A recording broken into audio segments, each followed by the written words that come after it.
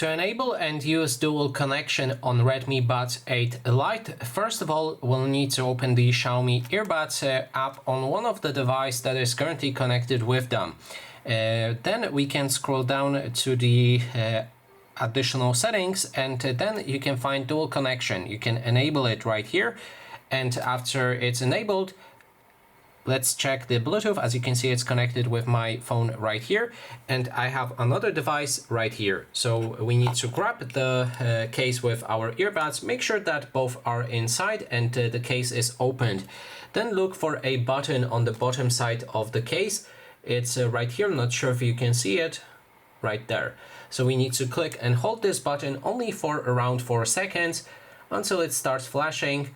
Then we can go into the Bluetooth settings of my phone right here and connect the earbuds.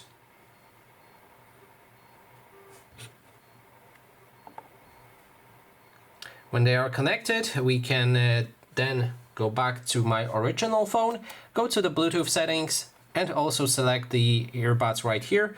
So now if we check, there's earbuds connected on this phone, and we also have earbuds connected to this phone. And that is basically everything. Thanks so much for watching.